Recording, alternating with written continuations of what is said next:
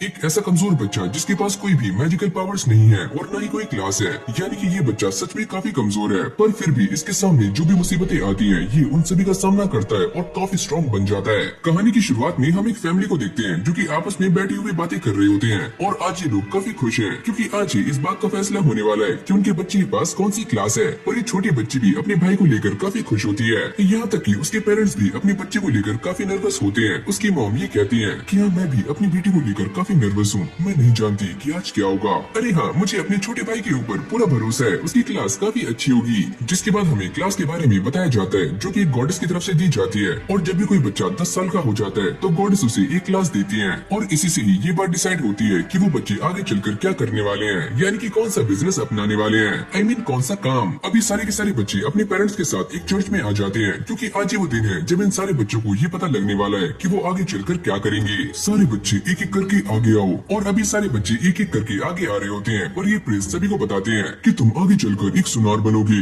यानी कि मोटे पैसे कमाने वाले, और तुम एक लकड़हारे। ऐसे करते करते अब बारी आती है हमारे मेन प्रोटैगनिस्ट की, और सारे लोग इसी को देखकर ही बातें कर रहे होते हैं कि ये तो स्वॉर्ड मास्टर और एक मीच का बेटा है, तो उसकी क्लास काफी ज्यादा होगी, यानी कि काफी अपर लेवल की। जैसे वो आगे जाता है तो ये प्रेस्ट उसके सर पर हाथ रखकर ये कहते हैं, ये बात काफी अजीब है कि मैं तुम्हारी क्लास पढ़ नहीं पा रहा हूँ। अरे हाँ, मैं भी ये जानता हूँ क्योंकि मुझे भी कुछ महसूस नहीं हो रहा है। ये सुनते ही सारे लोग काफी शॉक्ड हो जाते हैं क्योंकि इस बच्चे की मॉम और डैड काफी स्ट्रॉन्ग है, तो इस बच्चे की कोई भी क्लास महसूस क्यों नहीं हो रही है। यहीं से हमारा सीन चेंज हो जाता है जहाँ पर ये बच्चा अपने घर पर आ जाता है, और वैसे इस बच्चे का नाम है एरल, जो कि अपनी मॉम और डैड के सामने शॉर्ट की प्रैक्टिस कर रहा होता है। उसकी मॉम और डैड उसे काफी दिलासा दे रहे होते हैं, तुम्हारे साथ जो कुछ भी हुआ है उसे भूल जाओ, बस घर छोड़कर भागना मत। अरे हाँ, मैं ऐसा नहीं करूंगा, मैं कोई छोटा बच्चा थोड़ी हूँ। अब उसकी बड़ी बहन भी यहाँ पर आ जाती है, अरे भाई चिंता मत करो, मैं हमेशा ही तुम्हारे साथ हूँ। अरे हाँ, मैं जानता हूँ। एरल अपने पास्ट के बारे में बताना शुरू करता है कि जब वो छोटा बच्चा था तभी से वो अपनी मॉम के साथ प्रैक्टिस कर रहा है, और उसकी मॉम काफी ज्यादा स्ट्रॉन्ग थी और वो उसे काफी जोर से मारा करती थी, जिससे एरल पता नहीं कहाँ उड़कर चला जाता था और उसकी मॉम उसे ढूंढती रह जाती थी। प्रेजेंट में वो इन सभी को ये बता रहा होता है कि वो क्लास में बिल्कुल भी बिलीव नहीं करता और ये सारी चीजें उसके लिए यूजलेस है। मैं बिना क्लास के भी एक काफी अच्छा स्वॉर्ड्समैन बन सकता हूँ, और उसके लिए मुझे अपनी स्किल्स पर काफी मेहनत करनी होगी क्योंकि मैं स्किल्स पर बिलीव करता हूँ, न कि क्लास पर। ये सुनते ही उसके फैमिली वाले काफी खुश हो जाते हैं कि उनका बच्चा काफी समझदार हो चुका है, जिसके बाद वो दोबारा से प्रैक्टिस करने के लिए चला जाता है। फिर हम दो बच्चों को देखते हैं जो कि शॉर्ट प्रैक्टिस कर रहे होते हैं, और ये दोनों बच्चे ही काफी खुश है।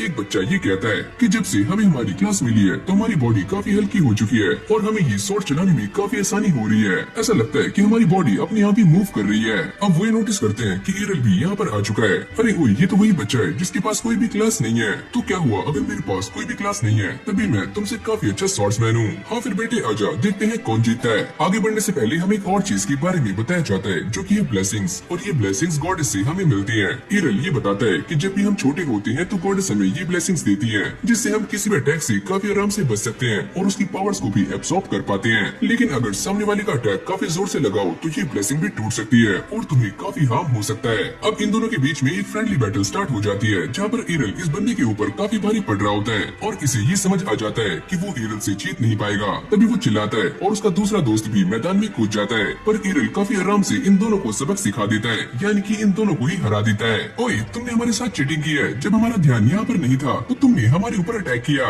तुम दोनों ही ये फालतू की बकवास करना बंद करो। अगर तुम दोनों हार चुके हो तो इसे एक्सेप्ट क्यों नहीं कर लेते। जैसे ही ये दोनों बच्चे पीछे मुड़कर देखते हैं तो यहाँ पर एक और बच्चा खड़ा हुआ होता है, जिसको देखकर ये दोनों बच्चे ही काफी शॉक्ड हो जाते हैं। एक बच्चा ये कहता है, अरे यार ये तो वही है। अब ये लड़का आगे आ जाता है और एरल से ये कहता है, तुम सच में काफी स्ट्रॉन्ग हो, क्या तुम मेरे साथ एक डुएल करने के लिए तैयार हो। एरल भी इस चीज के लिए मान जाता है क्योंकि वो भी पीछे हटने वालों में से नहीं है। एरल उससे ये कहता है कि मैं तुम्हारे डैड के बारे में जानता हूँ, वो हमेशा ही मेरी मॉम से हेल्प मांगने के लिए आते हैं। और ये सुनते ही इस बच्चे को काफी गुस्सा आ जाता है। मैं ये बात जानता हूँ कि मेरे डैड काफी स्ट्रॉन्ग है, पर उन्हें वो दर्जा नहीं मिला जो कि तुम्हारी माँ को मिला है, और मुझे इस बात से काफी चिढ़ है। ये सारी ही तुम्हारी माँ की गलती है। अभी हुई मेरी माँ को रिस्पेक्ट इसीलिए मिलती है क्योंकि वो काफी स्ट्रॉन्ग है, तो तुम्हें इससे क्या दिक्कत है। मुझे ये सारी बकवास नहीं सुननी, मैं बस तुमसे लड़ने के लिए रेडी हूँ। अगर तुम शॉर्ट प्रिंसेस की लड़की हो तो तुम्हारे अंदर काफी टैलेंट होगा, तो आ जाओ मैदान में। तो चलो फिर मैं भी अपनी माँ के लिए फाइट करूंगा। अब अगली सीन में इन दोनों के बीच में एक डुएल स्टार्ट हो जाता है जहाँ पर एरल इस बच्चे को काफी अच्छी टक्कर दे रहा होता है। ये बच्चा भी उसे देखकर शॉक्ड हो जाता है कि सच में ये तो काफी स्ट्रॉन्ग है और इसकी स्किल्स भी काफी कमाल की हैं। एरल भी इस बात को जानता है कि ये सामने वाला ओपोनेंट इतना भी कमजोर नहीं है, पर मेरे पास काफी सारी ओपनिंग्स हैं, तो मैं इसे काफी आराम से हरा सकता हूँ। जैसे ही एरल उसके ऊपर अटैक करता है तो वो इस अटैक को काफी आराम से डॉज करके एरल के ऊपर एक जोरदार अटैक करता है, जिससे वो पीछे जाकर गिरता है। तुमने ऐसा कैसे किया, एक साथ 2 अटैक्स। अब वो चलते हुए इसके पास आता है और अपनी शॉट को इसके सामने रखकर ये कहता है कि तुम इस फाइट को हार चुके हो और मैंने एक साथ 2 स्लैश किए।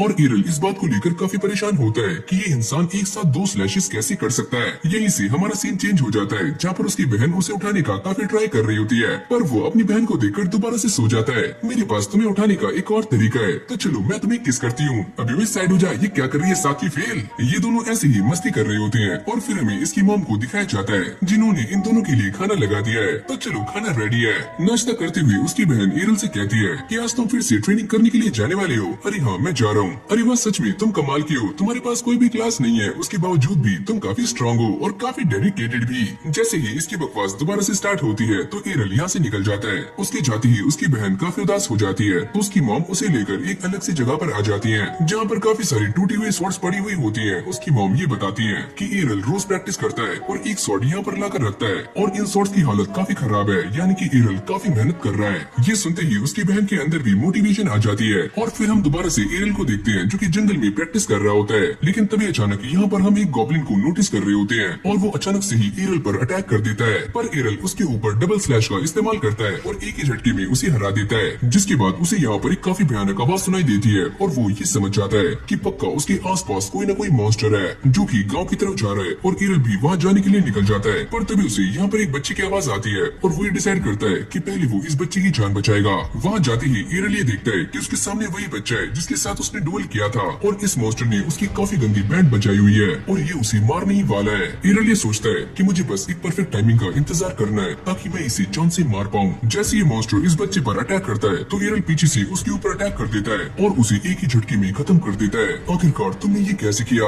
और ये बोलते ही वो बच्चा बेहोश हो जाता है। एरल उसे होली वाटर ऑफर करता है, जिसे पीने के बाद वो दोबारा से सही हो जाता है और एरल के ऊपर काफी गुस्सा कर रहा होता है, क्योंकि उसने इस मॉन्स्टर को मारने के लिए डबल स्लैश टेक्निक का इस्तेमाल किया। और वो ये पूछता है कि तुमने इतनी जल्दी ये टेक्निक कहाँ से सीखी? वो बस मैंने तुम्हें इसे यूज करते हुए देखा और थोड़ी बहुत प्रैक्टिस की, जिसके बाद मुझे ये टेक्निक काफी आराम से आ गई। ये सुनते ही वो भी काफी शॉक्ड हो जाता है। तो चलो फिर, मैं तुम्हें दोबारा से हराने के लिए एकदम तैयार हूँ। तुम्हें क्या लगता है कि मैं तुमसे पहले एक बार हार चुका हूँ तो दोबारा से हार जाऊंगा? मुझे हारना बिल्कुल भी पसंद नहीं है और मैं इसके लिए अब बिल्कुल तैयार हूँ। फिर से इन दोनों के बीच में बैटल स्टार्ट हो जाती है, जहाँ पर एरल ट्रिपल स्लैश का इस्तेमाल करता है। ये बंदा उसे देखकर काफी शॉक्ड हो जाता है कि तुम ट्रिपल स्लैश का इस्तेमाल कैसे कर सकते हो और तुमने ये कहाँ से सीखा? मैं तुम्हें इसके बारे में पहले ही बता चुका हूँ कि इसे मैंने इन्वेंट किया है, पर ऐसा पॉसिबल नहीं है। और एरल इसे हराने के बाद यहाँ से निकल जाता है। घर आने के बाद ये सारे एक साथ बैठकर खाना खा रहे होते हैं और उसी बंदी के बारे में बातें कर रहे होते हैं, जिसे एरल ने कुछ टाइम पहले हराया है। ये सारी बातें करते हैं कि वो लड़का ब्रिज किया जा रहा है, जहाँ पर एक स्वॉर्ड्समैन के लिए काफी कुछ है। अब एरल की मॉम ये बताती है कि मैंने भी वहाँ पर काफी लंबे टाइम तक काम किया है, वो जगह एक स्वॉर्ड्समैन के लिए काफी अच्छी है। ये सारी बातें जानने के बाद एरल भी वहाँ जाने के लिए एक्साइटेड हो जाता है।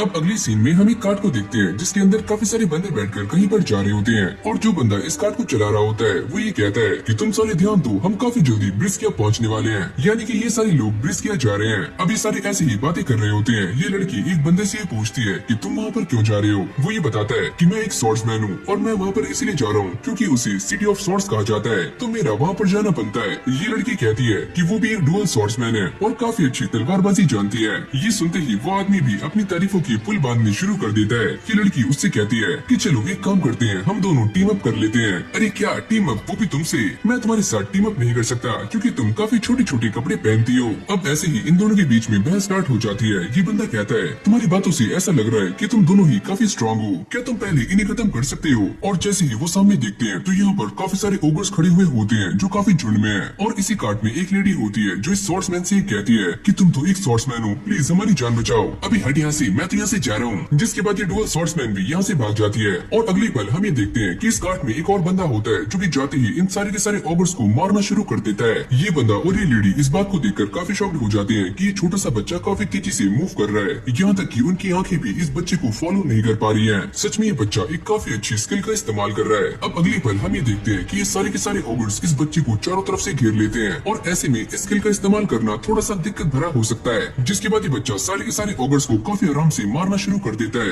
ये बंदा भी उसे देखकर काफी शॉक्ड होता है कि सच में ये काफी स्ट्रॉन्ग है। जिसके बाद वो इन सारे के सारे ओगर्स का काम 25 कर देता है। ये बंदा उससे कहता है अरे वाह बच्चे, तुम तो सच में काफी स्ट्रॉन्ग हो, पर तुम ब्रिस्किया जाना क्यों चाहते हो? मैं वहाँ पर इसलिए जाना चाहता हूँ ताकि मैं और भी ज्यादा स्ट्रॉन्ग बन पाऊँ। ये सुनते ही सारे बंदे शॉक्ड हो जाते हैं क्योंकि ये बच्चा ऑलरेडी ही काफी स्ट्रॉन्ग स्ट्रॉन्ग है और ये कोई और नहीं बल्कि एरल है। फिर हमें 5 साल पहले का सीन दिखाया जाता है जहाँ पर एरल अपनी मॉम के सामने स्वॉर्ड प्रैक्टिस कर रहा होता है और वो ये देखकर काफी हैरान हो रही होती है कि ये छोटा सा बच्चा डुअल स्लैश का इस्तेमाल कर सकता है और फिर भी इसके पास कोई भी स्किल नहीं है। ये सोचकर वो काफी ज्यादा इमोशनल हो जाती है। एरल अपनी मॉम से ये कहता है कि वो उनसे सारी की सारी स्वॉर्ड स्किल्स सीखना चाहता है इससे पहले वो ब्रिज किया जाए और ये सुनकर वो काफी ज्यादा खुश हो जाती है, क्या सच में, और उसे सिखाने के लिए मान जाती है। यानी कि एरल प्रेजेंट में जिन स्किल्स का इस्तेमाल कर रहा है वो उसे उसकी मॉम ने सिखाई है। जिसके बाद ये ब्रिस्किया पहुंच जाती है यानी कि द सिटी ऑफ स्वॉर्ड्स। यहाँ पर काफी सारे स्वॉर्ड्समैन होते हैं और एरल उन सभी को देखकर काफी हैरान हो रहा होता है। यहाँ तक कि वो इस बंदे के बारे में भी पता लगा लेता है कि ये बंदा भी एक स्वॉर्ड्समैन है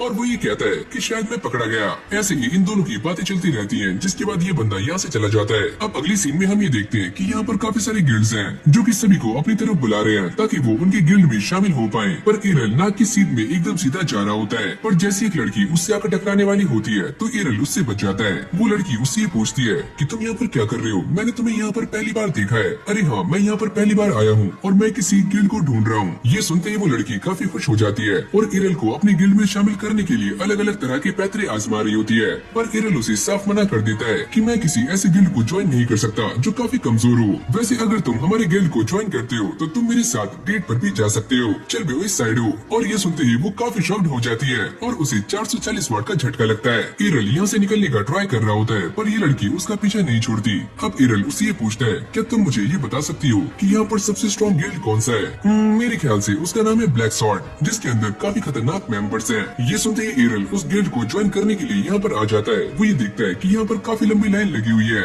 यानी कि ये सारे के सारे बंदे उसी गिल्ड को ज्वाइन करने के लिए यहाँ पर आए हुए हैं। अब एरल की बारी आ जाती है। ये बंदा उसे पूछता है, बताओ बच्चे तुम्हारी क्लास कौन सी है? मेरे पास कोई भी क्लास नहीं है तो तुम इस गिल्ड को ज्वाइन नहीं कर सकते। यहाँ पर बस वही स्वॉर्ड्समैन आते हैं जो काफी स्ट्रॉन्ग होते हैं, तो तुम यहाँ से जा सकते हो। ऐसे ही वो अलग अलग गिल्ड्स में जाता है पर सारे के सारे गिल्ड्स उसे लेने से मना कर देते हैं क्योंकि उसके पास कोई भी स्किल नहीं है। वो बैठे हुए ये सोचता है कि लगता है मुझे अपनी मॉम के ही लेटर का इस्तेमाल करना होगा। पर तभी वो लड़की दोबारा से यहाँ पर आ जाती है और एरल से ये कहती है कि अब तुम हमारे गिल्ड में शामिल होने के लिए तैयार हो। पर यार तुम तो पीछे ही पड़ गई, एक नंबर की चिप को।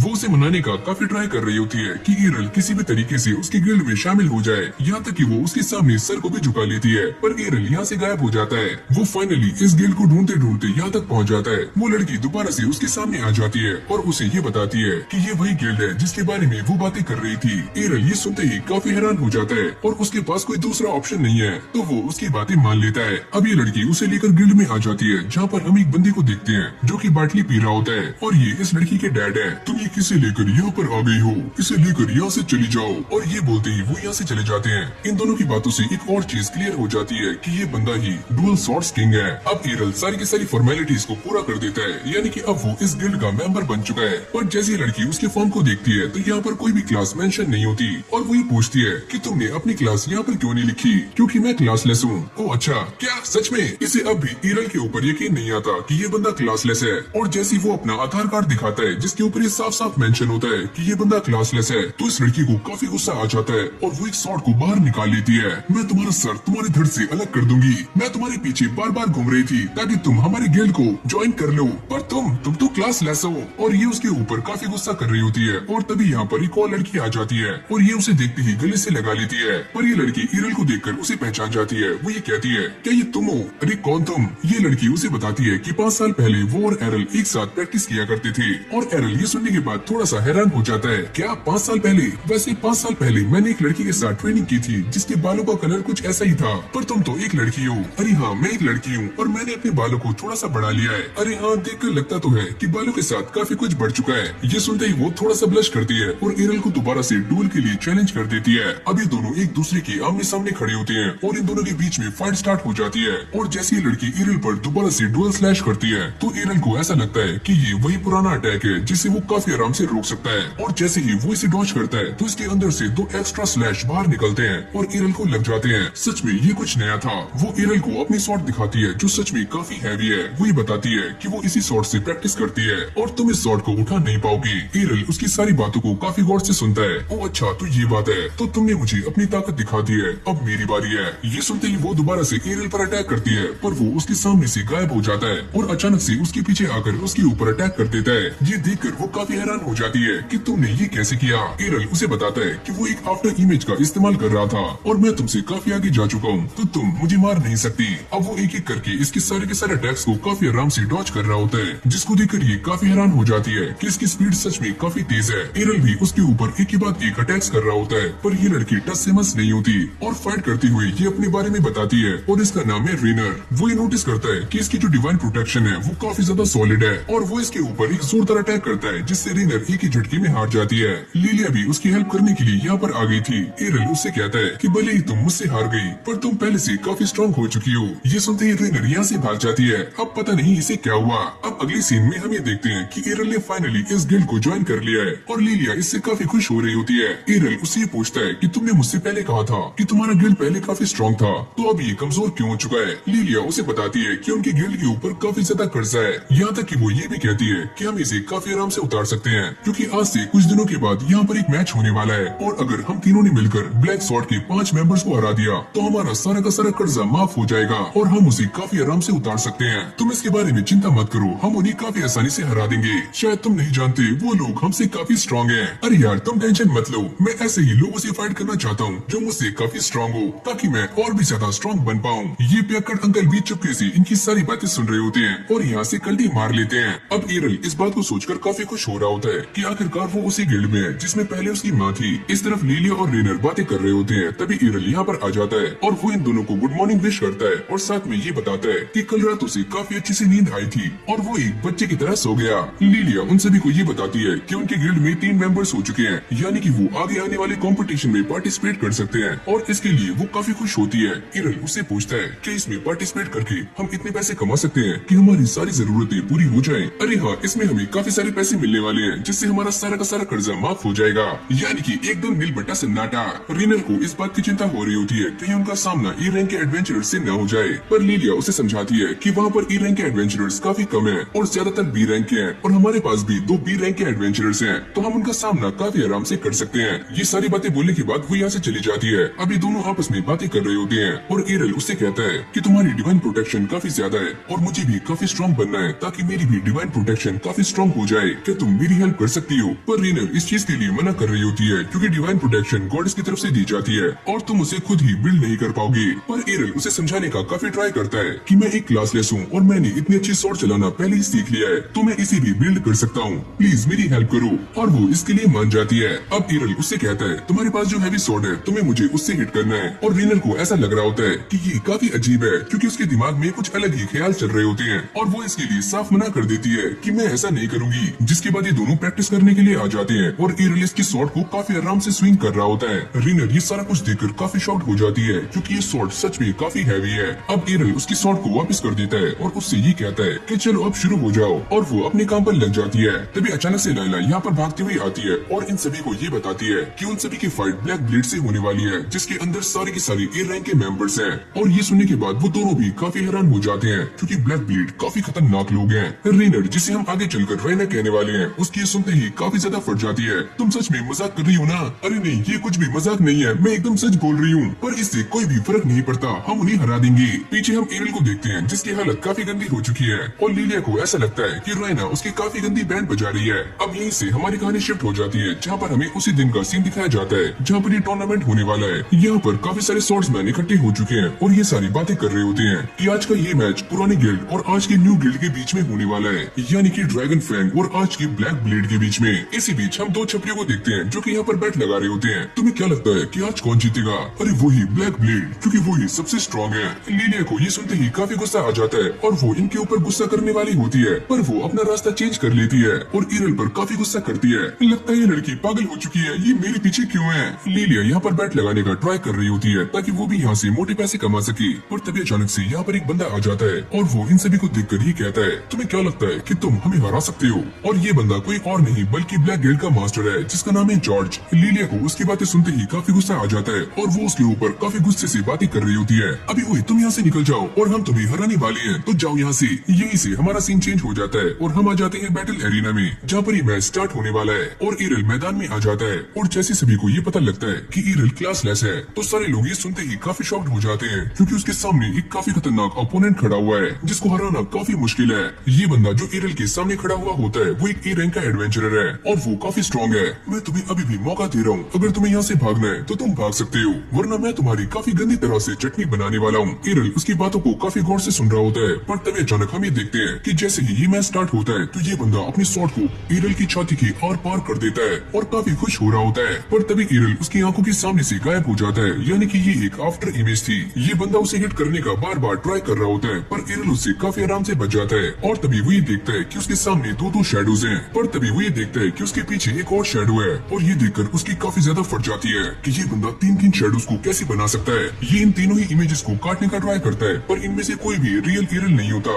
वो अचानक से ही इसके पीछे आ जाता है और एक ही झटके में इसे नॉकआउट कर देता है, और इसे इस बात पर बिलीव नहीं होता कि एरल ने ऐसा कैसे किया, यानी कि उसने 3 शैडोज कैसे बनाई। और तभी ये अनाउंसमेंट होती है कि ड्रैगन फैंग की तरफ से एरल इस मैच को जीत चुका है। और ये सुनते ही सारे लोग काफी शॉक्ड हो जाते हैं, क्योंकि ये बंदा एक क्लासलेस है और इसने इतने खतरनाक ओपोनेंट को काफी आराम से हरा दिया। पर यहाँ पर बैठे हुए किसी भी बंदे को इस बात पर यकीन नहीं आता कि एरल एक क्लासलेस है। और तभी इस मैच को बीच में रोक दिया जाता है और सभी को एरल का कार्ड दिखाया जाता है, जिसके ऊपर ये साफ साफ मेंशन था कि एरल एक क्लासलेस है, और सारे बंदे इसके ऊपर बिलीव कर लेते हैं। जिसके बाद यहाँ पर ए रैंक के अलग अलग बंदे आते हैं और एरल उन सभी को काफी आराम से मार रहा होता है। ये दोनों भी उसे देखकर काफी हैरान हो जाती हैं कि एरल सच में काफी स्ट्रॉन्ग है और उसके सामने शायद से ही कोई टिक पाएगा। लिलिया इस बात से काफी खुश है कि एरल ने ब्लैक ब्लेड के 3 बंदों को हरा दिया है और अब बस 2 और बंदे बाकी हैं, और वही कहती है कि बस 2 और। तभी ब्लैक ब्लेड की तरफ से चौथा बंदा भी मैदान में आ जाता है और वो एरल के ऊपर बार बार अटैक्स कर रहा होता है, और ये बंदा दिखने में काफी स्ट्रॉन्ग है। अरे वही बच्चे, ज्यादा बचने का ट्राई मत करो क्योंकि तुम हारने वाले हो। इस बंदे को इस बात के ऊपर भी यकीन नहीं होता कि एरल एक क्लासलेस है, क्योंकि वो सच में काफी स्ट्रॉन्ग है और उसे हराना इतना भी आसान नहीं है। और इसके बाद वो एरल के ऊपर एक के बाद एक अटैक्स करता है, पर एरल उसके सारे अटैक्स को काफी आराम से डॉज कर रहा होता है। पर वो इसके अटैक से काफी परेशान हो जाता है, क्योंकि ये बंदा भी काफी स्ट्रॉन्ग है। ये बंदा जैसे ही एरल पर अटैक करता है तो एरल उसकी स्किल को कॉपी कर लेता है और उल्टा ही उसके ऊपर इस्तेमाल करता है, जिसको देखकर ये बंदा भी काफी हैरान हो जाता है कि तुम इतनी जल्दी इस स्किल का इस्तेमाल कैसे कर सकते हो, तुमने तो ये अभी अभी देखी है। जिसके बाद एरल इसकी शील्ड को उठा लेता है और यहाँ तक कि इसके सारे के सारे मूव्स और अटैक्स को कॉपी करना शुरू कर देता है। आखिर में वो इस बंदे के मूव्स को अपने अटैक्स के साथ कंबाइन करके इस बंदे को भी काफी आराम से नॉकआउट कर देता है। और अब बारी आ चुकी है मैदान में 5 बंदे के साथ फाइट करने की, और ये बंदा दिखने में एक समुराई लग रहा होता है, जिसके पास एक कटाना भी है। एरल ये सोचता है अगर वो इसके ज्यादा पास गया तो वो इसे हार्म भी कर सकता है, और लिलिया ये कहती है कि हमें इस बात से कोई भी फर्क नहीं पड़ता, हमारा एरल उसे हरा देगा, बस उसे चीयर करो। अरे ओए बच्चे, क्या तुम मुझसे हारने के लिए तैयार हो? अरे अंकल, इतनी भी जल्दी क्या है, अभी तो मैंने शुरू किया है। जिसके बाद एरल अपनी पोजीशन को ले लेता है। मैं ये बात जानता हूँ कि तुम मुझसे डिस्टेंस बना रहे हो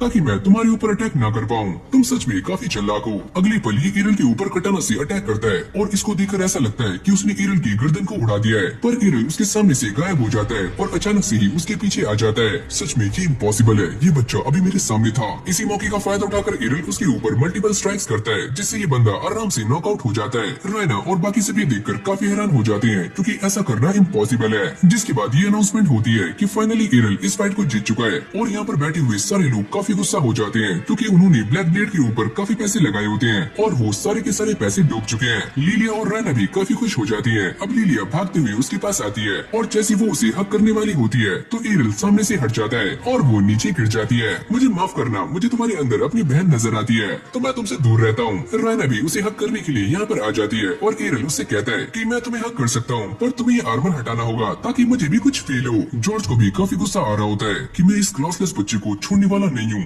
मैं इससे बदला जरूर लूंगा। जिसके बाद ये सारे एक साथ बैठकर पार्टी कर रहे होते हैं, क्योंकि इन्होंने अभी अभी एक मैच को जीता है। और यहाँ पर लिलिया सच में ड्रिंक कर रही होती है। एरल उससे पूछता है क्या तुम इतनी बड़ी हो चुकी हो कि तुम ड्रिंक कर पाओ? अरे हाँ, मैं ये कर सकती हूँ, मैं काफी बड़ी हो चुकी हूँ। लेकिन भाई रायना आराम से बैठी हुई जूस पी रही होती है, पर लिलिया बार बार एरल को परेशान कर रही होती है। प्लीज तुम मुझसे शादी कर लो। अरे मैं तुमसे शादी नहीं कर सकता, मैंने तुमसे पहले ही मना कर दिया है। लेकिन अब भी वो उसका पीछा नहीं छोड़ती और उसे बार बार परेशान कर रही होती है। एरल उसे साफ मना कर देता है कि उसे ऐसी लड़कियाँ पसंद नहीं है, उसे तो बस वो लड़कियाँ पसंद आती है जो कि रायना की जैसी हो। और वो ये सुनते ही काफी शॉक्ड हो जाती है। क्या मैं?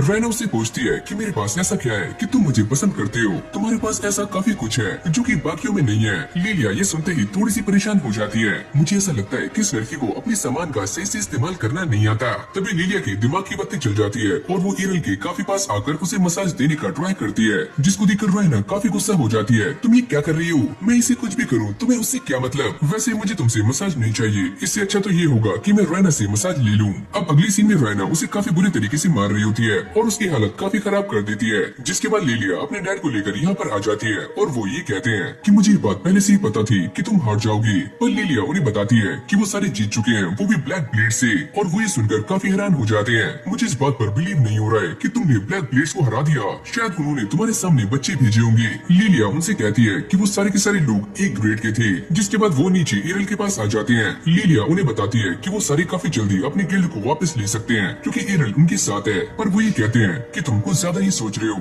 एरल को काफी जल्दी बड़े बड़े गिल्ड से ऑफर आने वाले हैं और मुझे जहाँ तक लगता है ये उनके साथ चला जाएगा।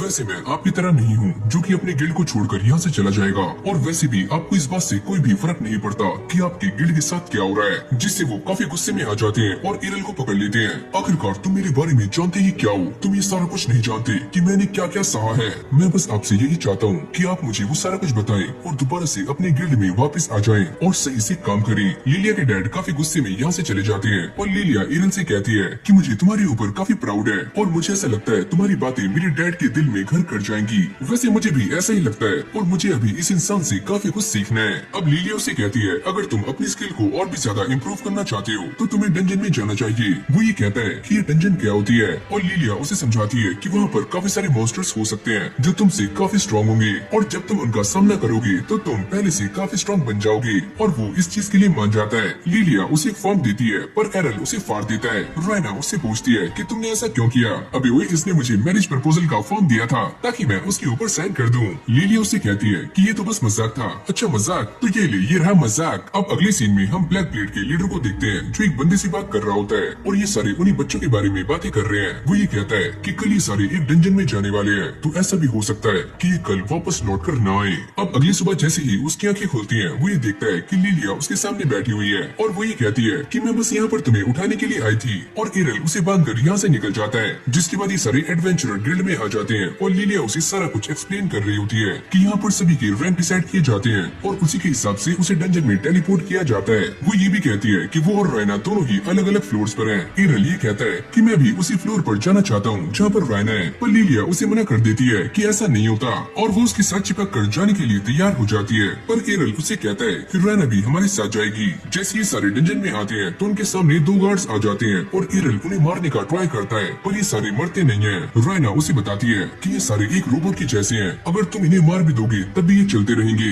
एरल उससे कहता है तो चलो फिर मैं इनके पैर ही काट देता हूँ। जिसके बाद वो इसके पैरों को काट देता है और वो चल नहीं पाता। लिलिया और रायना ने भी अपना काम काफी अच्छे से कर लिया है। लिलिया काफी थक जाती है। हाशू, चलो मैंने इसे मार ही दिया। जब ये सारी बातें कर रही होती है तभी अचानक से यहाँ पर एक बंदा आता है और वो ये कहता है कि प्लीज मेरी जान बचा लो, मैं फंस चुका हूँ। ये सारे उसके पास जाते हैं और उससे ये पता करते हैं कि आखिरकार उसके साथ क्या हुआ है और वो ये बताता है कि मैं गलती से एक रूम में फंस गया था जहाँ पर एक काफी गंदा ट्रैप था और इसलिए मेरे साथ ये सारा कुछ हुआ। ये उन सभी से कहता है कि वो सारे इसकी हेल्प करें क्योंकि अब भी इसके दोस्त वहाँ पर फंसे हुए हैं। पर वो ये कहते हैं इसमें हमारा क्या फायदा?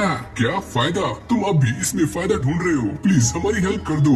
और भाई ये कोई और नहीं बल्कि लिलिया होती है जो कि अपने फायदे की बात कर रही होती है। अगर मेरा इसमें फायदा है तभी मैं तुम्हारी हेल्प करूंगी, वरना निकलो यहाँ से। ये बंदा उसे कन्विंस करने की काफी ट्राई करता है पर लिलिया उसकी बातें नहीं मानती। फिर थक हार कर वो लिलिया को काफी सारे पैसे दे देता है, पर एरल को ऐसा लगता है कि ये बंदा झूठ बोल रहा है और दाल में पक्का कुछ न कुछ तो काला है। इस बंदे को चलते हुए देख एरल ये सोचता है अगर इतना मेरा ब्लड गिरा होता तो शायद से मैं भी सही से चल नहीं पाता, पर ये तो काफी अच्छी से मूव कर रहा है। ये सारे उसकी हेल्प करने के लिए मान जाते हैं और उसका पीछा करते करते यहाँ तक आ जाते हैं। अभी बंदा इस गेट को ओपन करता है जहाँ पर एक सिक्का पड़ा हुआ होता है और साथ में काफी सारा ब्लड भी। वो ये पूछते हैं तुम्हारे दोस्त कहाँ पर हैं? लिलिया जैसे ही इस कॉइन को उठाती है तो ये सारे टेलीपोर्ट होने शुरू हो जाते हैं। ये बंदा काफी इवल स्माइल करता है। ये सारी हमारी एक चाल थी और तुम इसके अंदर फंस चुके हो। पर इस जगह पर एक काफी बड़ी गड़बड़ हो जाती है कि ये बंदा भी उन्हीं के साथ टेलीपोर्ट हो जाता है। जैसे ये सारे टेलीपोर्ट होकर यहाँ पर आते हैं तो वो ये देखकर काफी शॉक्ड हो जाते हैं कि ये जगह उन सभी के लिए काफी न्यू है और लिलिया ने भी आज से पहले ऐसी जगह कभी भी नहीं देखी,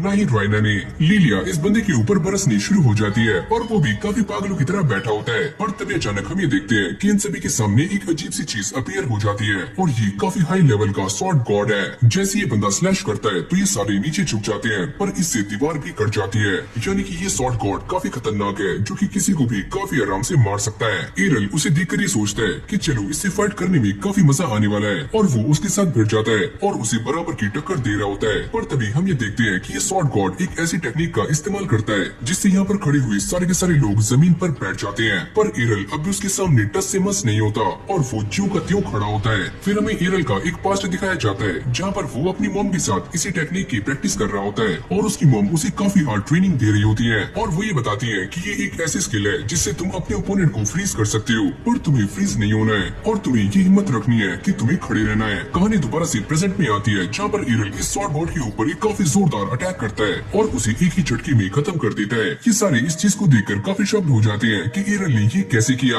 वो बंदा ये सोचता है कि आखिरकार ये इंसान कौन है। ईरल उन सभी से कहता है कि मेरे लिए ये सारा कुछ करना काफी आसान था और वैसे मैं तुम्हें ये बताना भूल गया कि मेरी मॉम ही स्वॉर्ड प्रिंसेस है। ये सुनते ही वो सारे लोग काफी शॉक्ड हो जाते हैं। वैसे मुझे ज्यादा शो ऑफ करना पसंद नहीं है तो इसलिए मैंने तुम्हें ये नहीं बताया था। ये सारी ऐसी ही बातें कर रही होती हैं। तभी अचानक से यहाँ पर एक पोर्टल ओपन हो जाता है, यानी कि एक गेट जिससे ये यहाँ से बाहर जा सकते हैं। पर ये बंदा यहाँ से जाने से मना कर रहा होता है। लिलिया उसे कहती है कि तुम भी हमारे साथ आ सकते हो, पर मैंने तो तुम्हें फंसाया था तो मैं यहाँ से कैसे जाऊँ, वो भी तुम्हारे साथ। ऐसी कोई भी बात नहीं है। ईरल को यहाँ पर काफी मजा आया तो तुम भी हमारे साथ चलो। बाहर ये सारे छपरी बात कर रहे थे कि उन्होंने उन तीनों को काफी आराम से फंसा दिया और साथ में अपने एक बंदे को भी। और ये सारी बातें लिलिया के डैड भी सुन लेते हैं। तभी यहाँ पर ब्लैक ब्लेड का लीडर आ जाता है और वो ये कहता है कि मुझे ये बताते हुए काफी दुख हो रहा है कि तुम्हारे सारे के सारे बच्चे डंजन में गए थे और शायद से वो सारे मारे भी गए। इससे वो काफी गुस्सा हो जाते हैं। तुम ये क्या बकवास कर रहे हो, तुमने मेरा पहले ही एक हाथ ले लिया, क्या तुम अब भी शांत नहीं हो।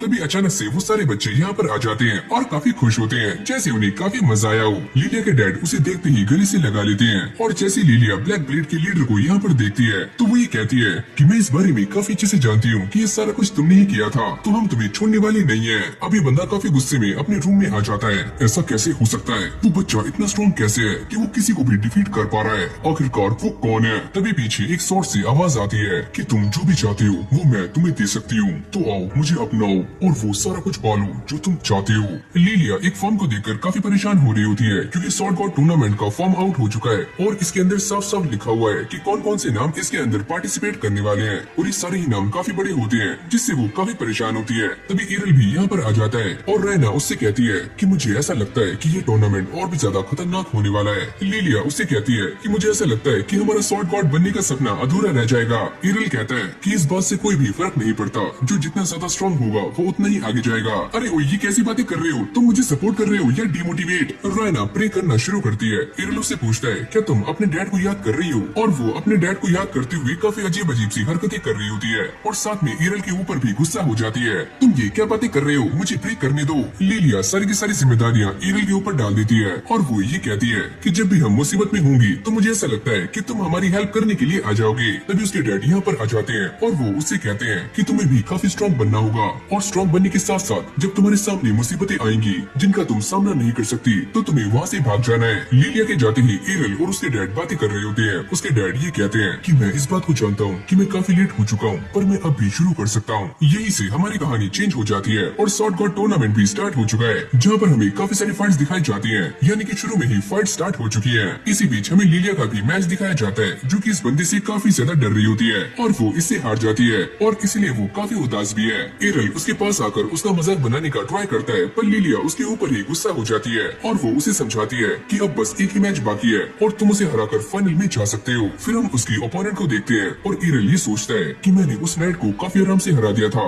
पर मैं इसके बारे में नहीं जानता कि इसके पास कौन सी स्किल है। अगली सीन में ये दोनों एक दूसरे के आमने सामने खड़े होते हैं और ये लड़की ईरल से ये कहती है कि मैं ये बात जानती हूँ कि तुम्हारे पास कोई भी स्किल नहीं है, तो अगर तुम हार जाते हो तो बाद में कोई भी बहाना मत बनाना। अभी मैच स्टार्ट हो जाता है जहाँ पर ये लड़की ईरल के ऊपर काफी सारी फायर बॉल से अटैक करती है, पर ईरल उसके सारे अटैक्स को काफी आराम से डॉज कर रहा होता है और वो उसके ऊपर अपनी शॉट से भी अटैक करता है, पर ये लड़की उस अटैक को काफी आराम से काउंटर कर लेती है। ये लड़की इस बात को लेकर काफी घमंड में होती है कि ईरल उसे कभी भी हरा नहीं सकता क्योंकि उसके पास कोई भी स्किल नहीं है। ईरल ये सोचता है कि इससे लड़ना काफी मुश्किल हो सकता है, चाहे वो क्लोज कॉम्बैट हो या फिर लॉन्ग रेंज। अब ये लड़की काफी गुस्से में आ जाती है और अपनी स्वॉर्ड को पूरी तरह से फायर में कन्वर्ट कर देती है और ईरल के ऊपर एक के बाद एक ताबड़तोड़ अटैक्स कर रही होती है और इन अटैक्स की इंटेंसिटी काफी ज्यादा थी, तो इसको ऐसा लगता है कि वो ईरल से काफी आराम से जीत सकती है। पर कुछ टाइम के बाद हम ये देखते हैं कि ईरल एक जगह पर खड़ी हुई उसके सारे के सारे अटैक्स को काफी आराम से काउंटर कर रहा होता है और उसके ऊपर एक भी अटैक टच नहीं होता। इससे वो लड़की काफी गुस्से में आ जाती है, तुम मेरी ऐसे बेइज्जती नहीं कर सकते। तभी ईरल उसके ऊपर डबल स्लैश करता है और अचानक से उसके पीछे आ जाता है और एक ही झटके में उसे नॉक आउट कर देता है। फिर हमें कुछ टाइम बाद का सीन दिखाया जाता है जहाँ पर लिलिया अपने डैड को उठाने का ट्राई कर रही होती है ताकि वो फाइनल का मैच देखने के लिए जा सके, पर वो जाने से मना कर रहे होते हैं। मुझे तो ऐसा लगता है कि आप जॉर्ज से काफी डर रहे हो,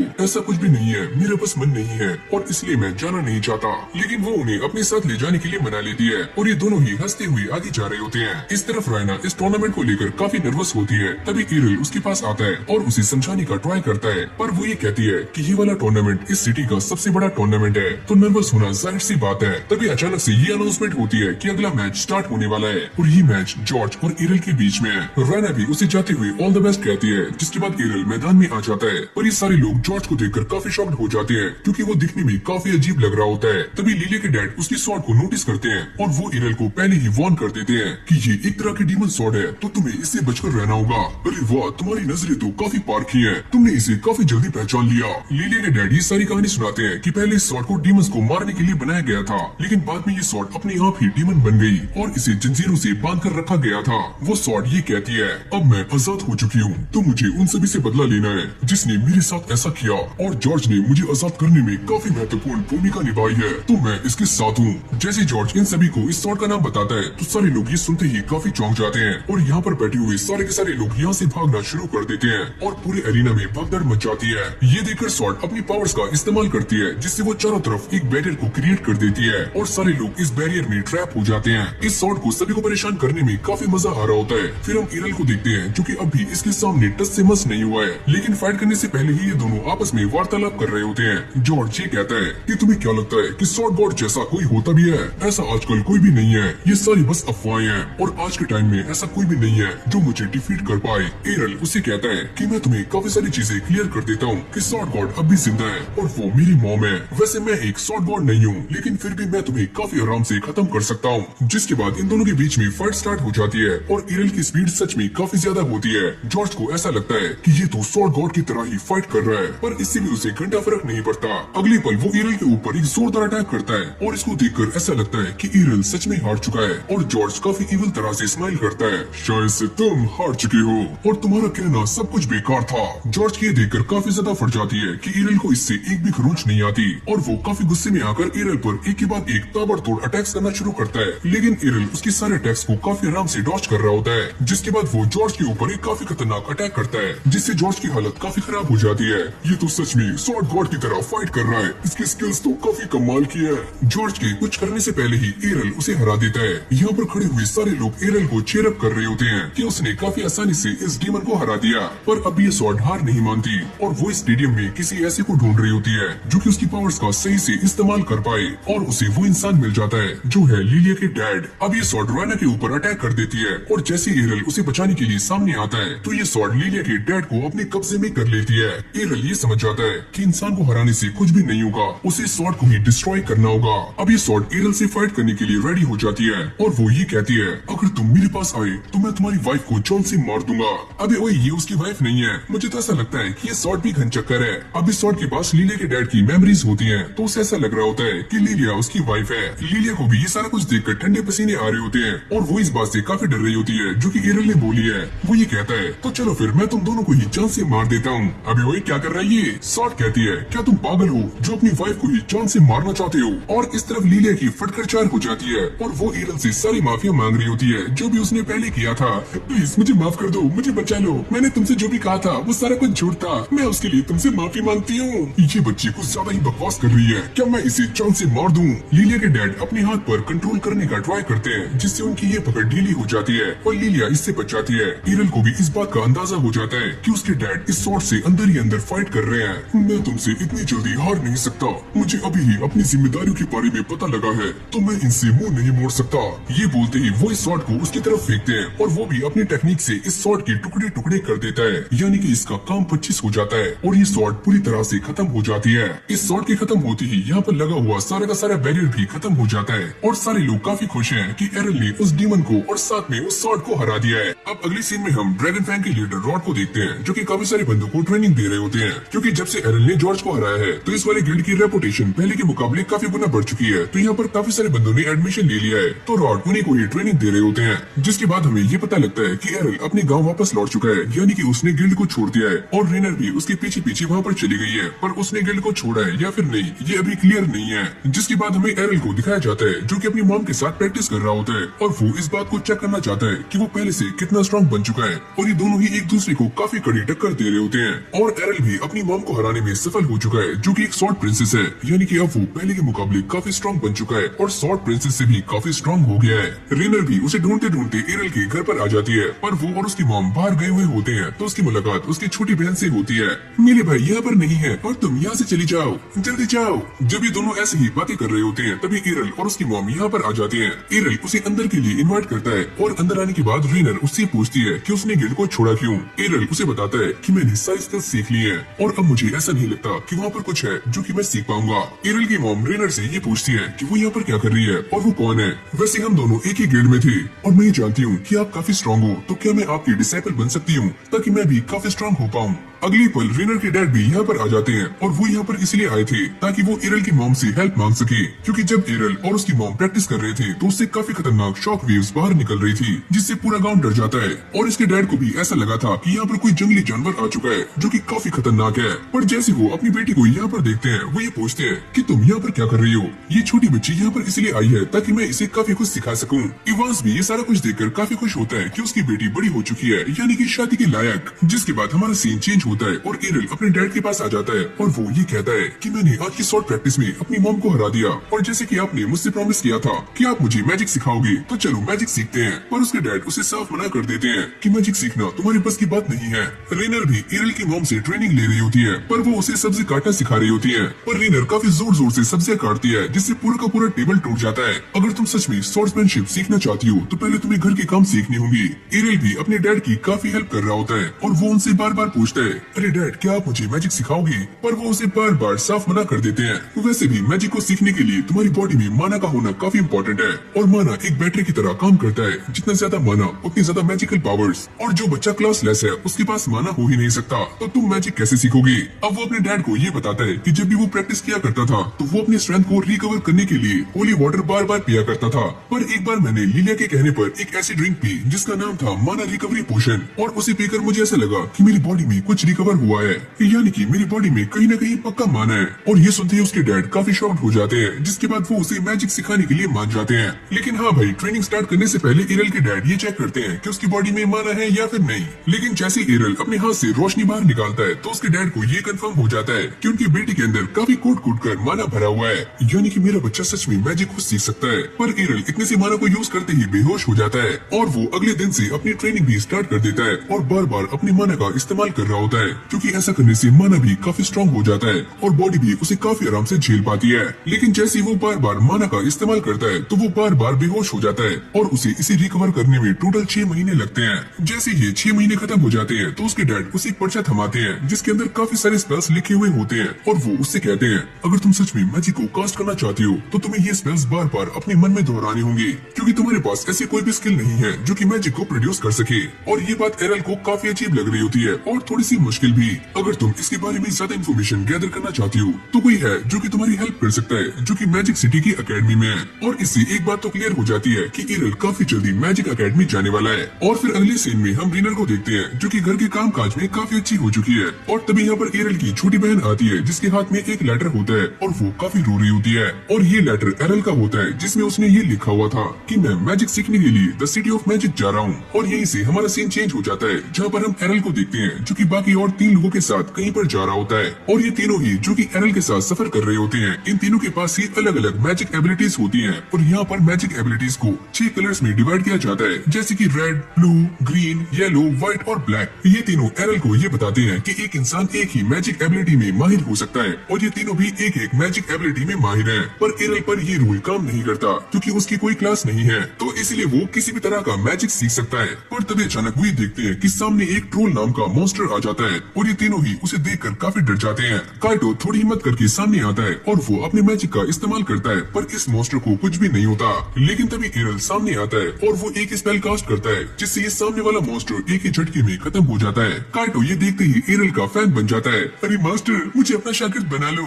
ये सारा कुछ देखने के बाद इन तीनों को एरल पर शक होना शुरू हो जाता है और वो एरल से उसकी क्लास का पता करते हैं और वो ये कहता है कि वो क्लास लेस है और ये प्रूफ करने के लिए वो अपना ID कार्ड भी दिखाता है। पर ये तीनों ही काफी काफी फुद्दू होते हैं क्योंकि इन तीनों को ऐसा लगता है कि एरल उनके सामने अपनी आइडेंटिटी को छुपा रहा है। कहानी चेंज होती है और ये सारे ही द सिटी ऑफ मैजिक पहुंच जाते हैं, जहाँ पर जाने के बाद एरल को ये पता लगता है कि यहाँ पर 6 अलग अलग स्कूल्स हैं जहाँ पर अलग अलग मैजिक स्पेशलिटी को सिखाया जाता है। जिसके बाद वो ये डिसाइड करता है कि वो सारे के सारे स्कूल्स में जाएगा ताकि वो एंट्री टेस्ट दे पाए। पहले वो काइटो के साथ रेड स्कूल में आता है जहाँ पर उसे ये पता लगता है कि यहाँ पर टेस्ट देने के लिए किसी भी क्लास का होना इम्पोर्टेंट नहीं है और यहाँ पर एक सिंपल सा टास्क होता है कि तुम्हें अपनी फायर मैजिक का इस्तेमाल करते हुए सामने वाले टारगेट पर हिट करना है। कहानी ऐसे ही आगे बढ़ती है और फिर हम एक और छपरी को देखते हैं जिसका नाम है रॉयस और उसको ऐसा लगता है कि वो यहाँ पर सबसे स्ट्रॉन्ग है। वो अपनी फायर मैजिक का इस्तेमाल करते हुए सामने वाले टारगेट को पिघलाने का ट्राई करता है, पर वो टारगेट मिथ्रिल का बना हुआ होता है जिससे रॉयस की काफी बेइज्जती होती है क्योंकि ये टारगेट पिघलता नहीं है और सारे बच्चे उसकी खिल्लियां उड़ा रहे होते हैं।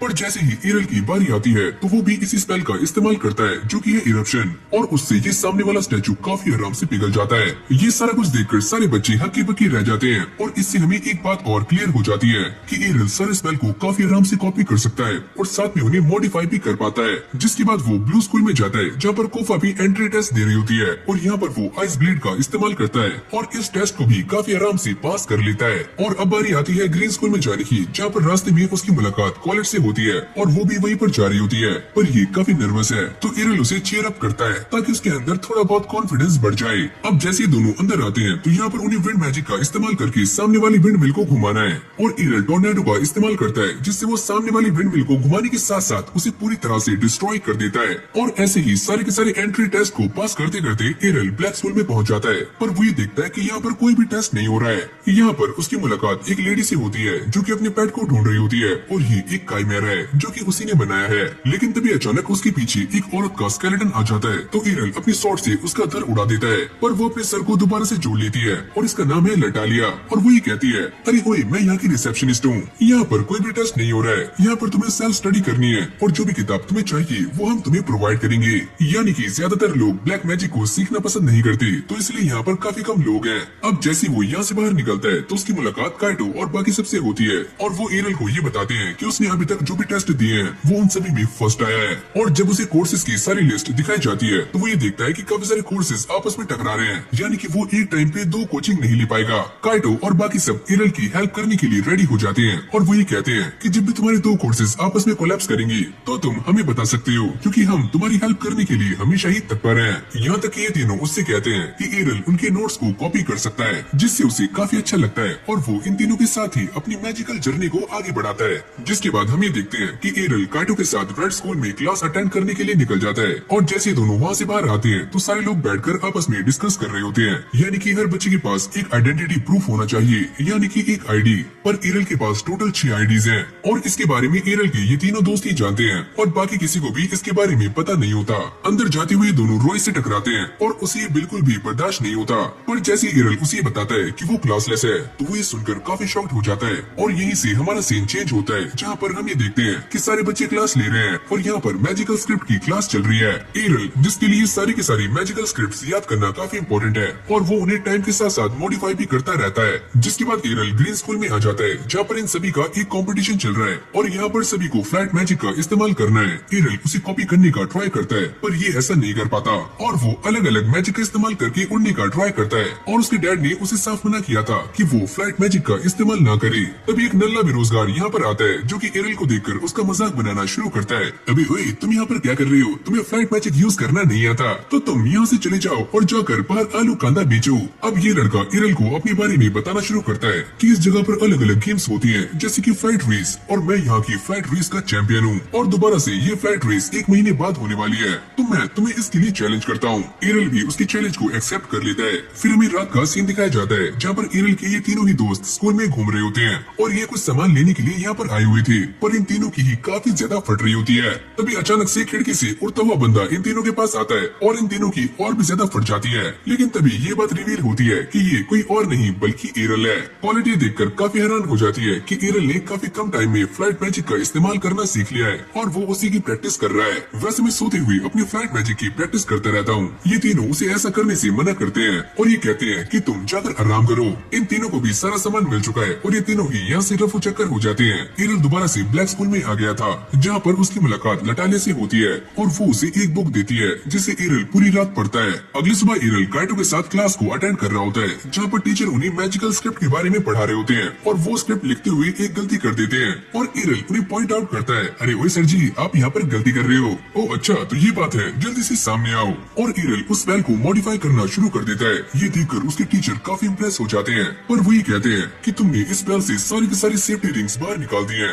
अगर कोई इस स्पेल को पढ़ता है और उससे कोई भी गलती हो जाती है तो उसकी जान भी जा सकती है, पर मुझे कोई भी इंचांटेशन करने की जरूरत नहीं है क्योंकि सारी की सारी मैजिकल स्क्रिप्ट्स मेरे माइंड में है। ओ अच्छा, तो ये बात है, तो मेरे ख्याल से तुम्हें एक लेवल अप एग्जाम देना चाहिए जिससे तुम एक सेमेस्टर ऊपर आ जाओगे। रॉयस भी खड़ा हो जाता है, मैं भी ये एग्जाम देना चाहता हूँ। अब टीचर उन दोनों को लेकर एक ग्राउंड में आ जाते हैं और उन्हें ये बताते हैं कि इस वाले टेस्ट में तुम्हारे सामने एक मॉन्स्टर भागते हुए आएगा और तुम्हें अपनी मैजिक का इस्तेमाल करते हुए उसे रोकना है। पहली बारी आती है रॉयस की और वो सामने जाकर खड़े हो जाता है और उसके सामने से माइनोटॉर भागते हुए आता है और वो अपनी फायर स्किल इरप्शन का इस्तेमाल करने का ट्राई करता है, पर इस माइनोटॉर के ऊपर वो एक भी हिट नहीं कर पाता और वो उसके काफी करीब आ जाता है। लेकिन तभी ये टीचर उसे टेलीपोर्ट करके दोबारा से पिंजरे में डाल देते हैं और रॉयस बाल बाल बचता है। रॉयस को ये बात समझ आ जाती है कि वो अभी इतना स्ट्रॉन्ग नहीं है और वो डिसाइड करता है कि वो और भी ज्यादा मेहनत करेगा।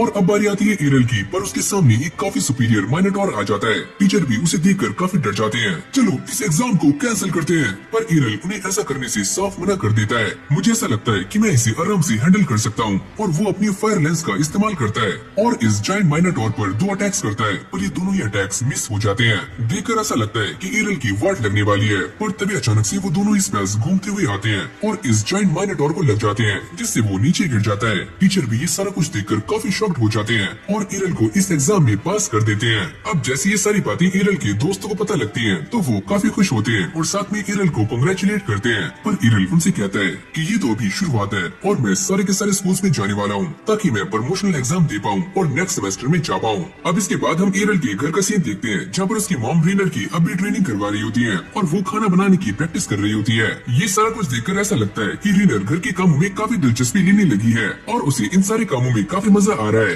एरल भी ब्लू स्कूल के टीचर से बात करने के लिए उनके पास जाता है और वो उनसे ये कहता है कि वो उसका दोबारा से टेस्ट लें, पर वो इस काम के लिए साफ मना कर देती है और वो ये कहती है कि ये टेस्ट साल में एक बार होता है, पर आप चाहो तो इस टेस्ट को कभी भी ले सकती हो। ये सुनने के बाद प्रोफेसर कहती है कि हाँ ऐसा हो सकता है, पर फिर भी वो मना कर रही होती है क्योंकि तुम मेरी एक भी क्लास अटेंड नहीं करते। जिस पर वो ये कहता है कि मेरे पास तुम्हारी क्लास अटेंड करने का टाइम नहीं है, और ये सुनते ही वो काफी गुस्सा हो जाती है और एरल को फाइट के लिए चैलेंज कर देती है। पर एरल भी उनके सामने एक कंडीशन रखता है कि अगर मैंने आपको फाइट में हरा दिया तो आप मेरा प्रमोशनल एग्जाम लोगी, और वो भी इसके लिए मान जाती है। जिसके बाद ये दोनों फाइट करने के लिए क्लासरूम से बाहर आ जाते हैं और इस फाइट का एक ही रूल है कि इसमें कोई भी फिजिकल अटैक नहीं होगा, यानी कि आपको मैजिक का ही इस्तेमाल करना है। अब इन दोनों की फाइट स्टार्ट हो जाती है, जहाँ पर ये दोनों ही आइस मैजिक का इस्तेमाल कर रहे होते हैं। पर टीचर भी ये देखकर काफी शॉक्ड हो जाती है कि एरल ने उससे ज्यादा ही आइस मैजिक का इस्तेमाल किया है और वो अपने आप को बचाने के लिए आइस शील्ड का इस्तेमाल करती है। पर एरल उन्हें चारों तरफ से घेर लेता है और इसके बाद वो ऊपर से एक और अटैक करता है, जिससे ये शील्ड टूट जाती है और वो इस टीचर को काफी आराम से हरा देता है। जिसके बाद एरल काइटो और बाकी सबके पास आ जाता है, जहाँ पर हमें ये पता लगता है कि टीचर ने उसका प्रमोशनल एग्जाम नहीं लिया और वो ऐसे ही आगे प्रमोट हो चुका है। जिसके बाद वो ग्रीन स्कूल में आ जाता है, जहाँ पर उसे ये पता लगता है कि स्कूल में ये एग्जाम ऐसे नहीं होता। उसके लिए हेडमास्टर से बातें करनी पड़ती है,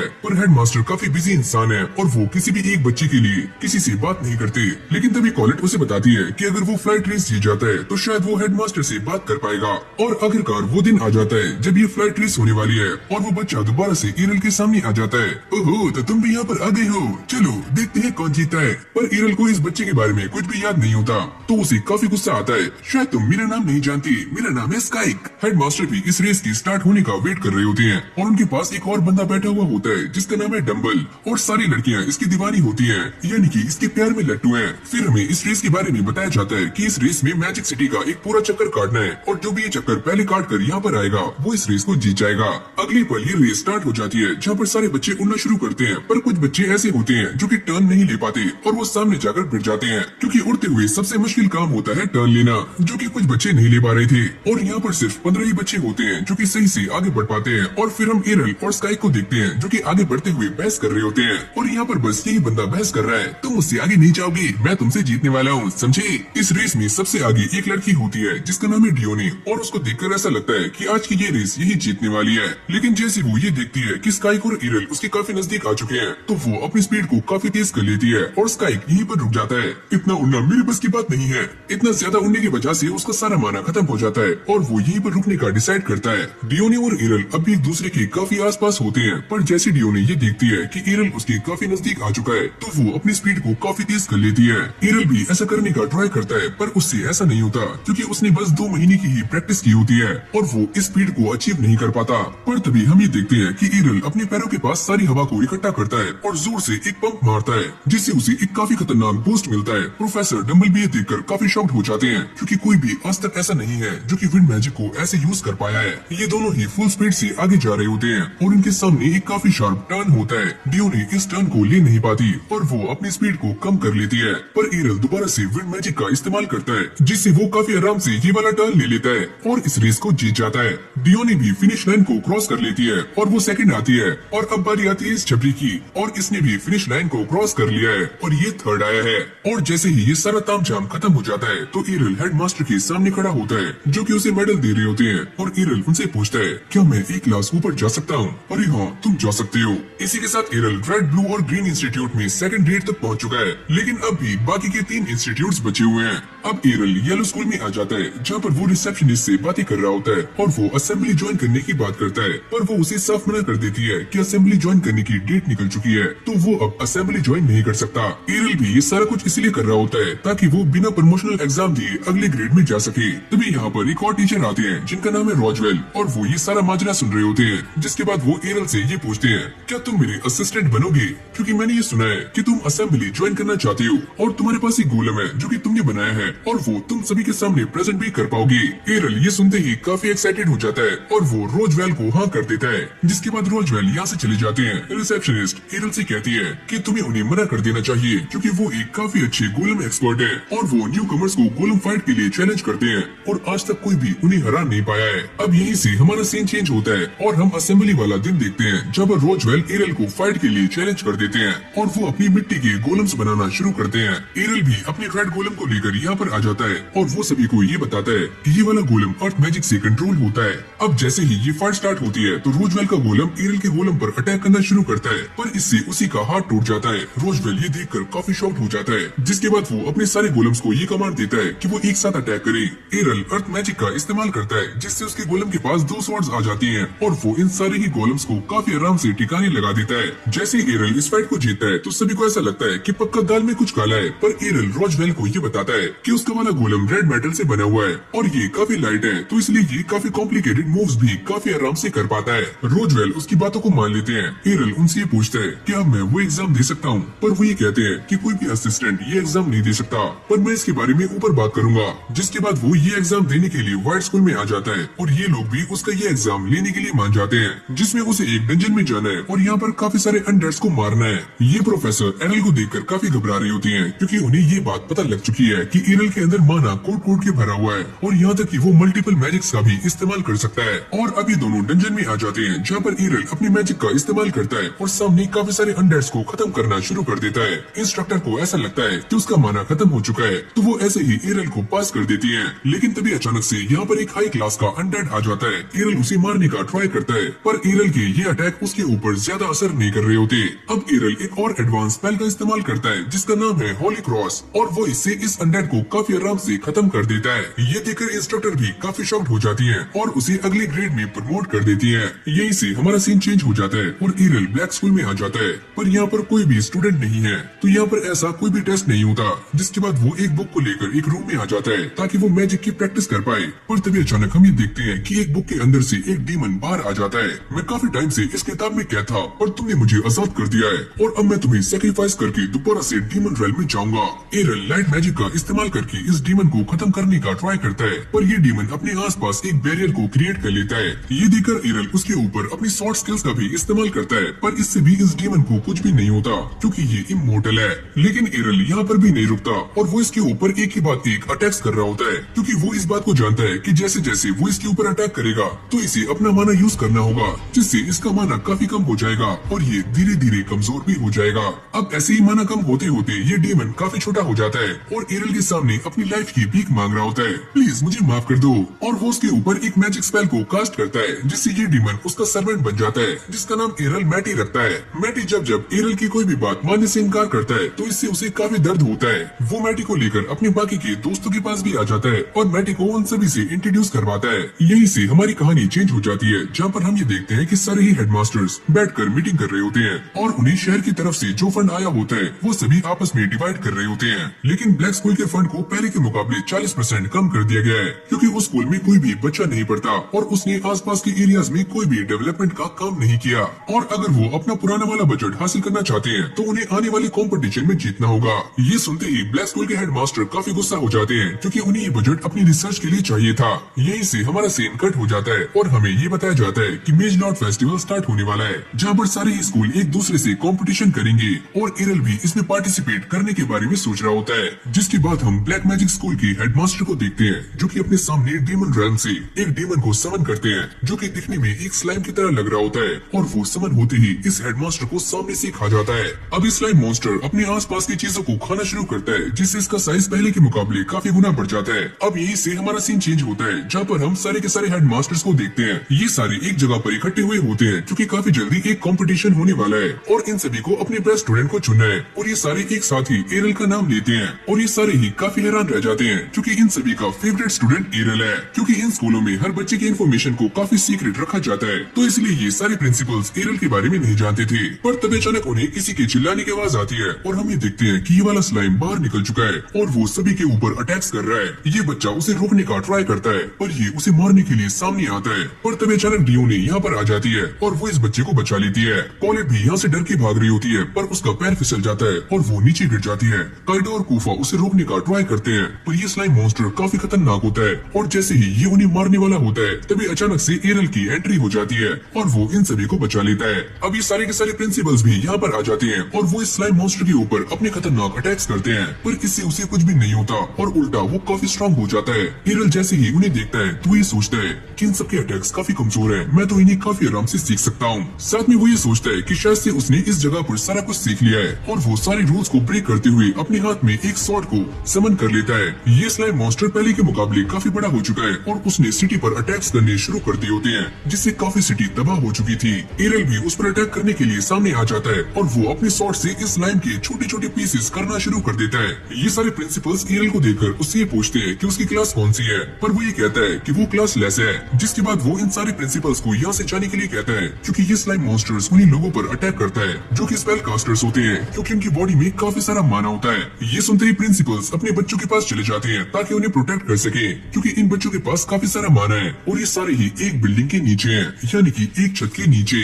एरल भी इस मॉन्स्टर को रोकने के लिए अपनी पूरी जान लगा रहा होता है और वो यहाँ पर अपने काफी सारे गोलम्स को समन करता है, जो कि एक एक करके इस मॉन्स्टर पर अटैक करते हैं और उसके काफी छोटे पीसेस कर देते हैं और उसे एक चार दीवारी में कैद कर देते हैं। लेकिन इतना सारा माना इस्तेमाल करने के बाद ये सारे गोलम अपने आप ही टूट जाते हैं और ये मॉन्स्टर भी इस जगह से बाहर निकलने का ट्राई करता है। जैसे ही एरल ये देखता है कि सारा कुछ हाथ से निकल रहा है तो वो सारे ही मैजिक की मैजिकल सर्कल्स कास्ट करना शुरू कर देता है और साथ में वो अपने डैड की सिखाई हुई एक ट्रिक का भी इस्तेमाल करता है, पर ये ट्रिक काफी खतरनाक होती है और इसे कास्ट करने वाले की जान भी जा सकती है। अब देखते ही देखते एरल इसके ऊपर से अपना कंट्रोल खो रहा होता है और तभी सारे के सारे बच्चे और टीचर्स उसे अपना माना देना शुरू कर देते हैं, क्योंकि इस वाले मैजिक में काफी सारे माना की जरूरत होती है।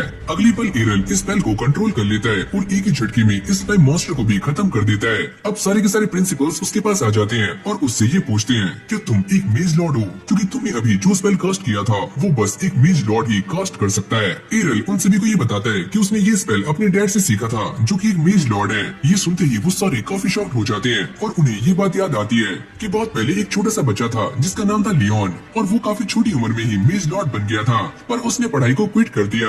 एरल अब इस स्लाइम के पास आ चुका था, जो कि साइज में काफी छोटा हो गया था और वो इसे अपना सर्वेंट बनाने का ट्राई करता है और इसे लेकर अपने रूम में आ जाता है। तभी उसके बाकी दोस्त भी यहाँ पर भागते हुए आते हैं और वो एरल से ये पूछते हैं, क्या तुम सच में ये जगह छोड़ के जा रहे हो? अरे हाँ, मैं यहाँ से जा रहा हूँ, पर तुम यहाँ से क्यों जा रहे हो? मैंने यहाँ पर जितना भी सीखना था मैं सीख चुका हूँ और अब मैं सिटी ऑफ मॉन्स्टर्स में जाने वाला हूँ। ये सारे के सारे प्रिंसिपल्स इस बारे में बातें कर रहे होते हैं कि एरल इस जगह को छोड़कर यहाँ से क्यों जा रहा है, और तभी उन्हें एरल की कही हुई एक बात याद आती है कि अगर वो सारे बच्चों को मेज लॉर्ड बनाना चाहते हैं तो उन्हें हर एक बच्चे को अलग अलग इंस्टीट्यूट में भेजना होगा और ये सारे भी इस बात के लिए राजी हो जाते हैं। एरल भी अपने साथी को बाय करते हुए यहाँ से जाने के लिए रेडी हो जाता है और तभी अचानक हम एक बंदी को देखते हैं जो कि छुपकर एरल पर नजर बनाए हुए है। फिर हमें एक किंगडम में एक लड़की को दिखाया जाता है जिसके सामने एक और लड़की बैठी हुई होती है और वो उससे पूछती है, क्या तुम्हें अभी एरल के बारे में हमें पता नहीं लगा।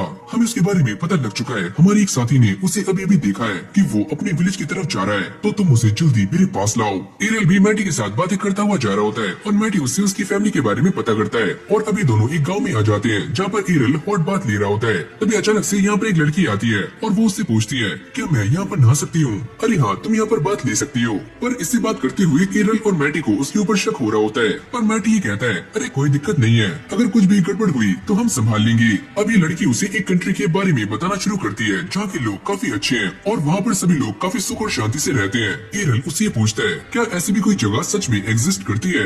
अरे हाँ, क्या तुम मेरे साथ चलोगी? पर एरियल उसे साफ मना कर देता है और यहाँ से निकल जाता है। रास्ते में जाते हुए यही लड़की दोबारा से उसके सामने आ जाती है, पर इस बार उसने एक निंजा की ड्रेस पहनी होती है। एरियल उसे पूछता है कि तुम यहाँ पर क्या कर रही हो? वो ये कहती है कि मैं यहाँ पर इसलिए आई हूँ ताकि तुम मेरे साथ चलो। एरियल भी उसके साथ जाने से साफ मना कर देता है और वो ये कहती है, ओ अच्छा, तो तुम ऐसे नहीं मानोगी। और वो एक शैडो टेक्निक का इस्तेमाल करती है और एरियल पर अटैक करने का ट्राई करती है, पर एरियल उसकी एक जोरदार मुक्का मारता है जिससे वो काफी दूर जाकर गिरती है और उससे दोबारा से उठा भी नहीं जाता। तुम सारे लोग जो कि यहाँ पर छुपे हुए हो, जल्दी से सामने आ जाओ। और ये सारे लोग ही एरियल पर अटैक करने का ट्राई करते हैं, पर अगली सीन में हम ये देखते हैं कि एरियल ने इन सभी को ढेर कर दिया है। अगले पल यहाँ पर कुछ और लड़कियां आ जाती हैं और उनमें से एक लड़की ड्रैगन के ऊपर बैठी हुई होती है। ये सारी ही लड़कियां एरियल को ढूंढ रही होती हैं और अब वो उनके सामने आ जाता है। वो ये कहती है कि तुम हमारे साथ चलो।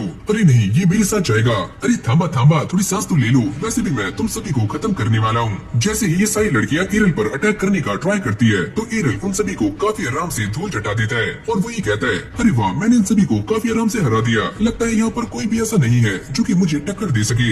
नहीं, ऐसी कोई भी बात नहीं है, क्योंकि हमारी जो एम्प्रेस है वो तुमसे काफी स्ट्रॉन्ग है। ये सुनते ही एरियल के दिमाग में कुछ कुछ होना शुरू हो जाता है। मैटी उससे कहता है कि अब तुम ये मत कहना कि हम वहाँ पर जा रहे हैं। जिसके बाद ये दोनों वहाँ के लिए निकल जाते हैं और जो भी रास्ते में आता है उन सभी को निपटाते हुए ये कासल में आ जाते हैं। और एरियल सामने खड़ी हुई लड़की से ये पूछता है कि वो कौन है जो कि मुझसे मिलना चाहती थी। और अगले पल हम ये देखते हैं कि यहाँ पर एक छोटी सी बच्ची सामने आती है और वो आते ही एरियल से चिपक जाती है। अरे ओए, तुम कौन हो?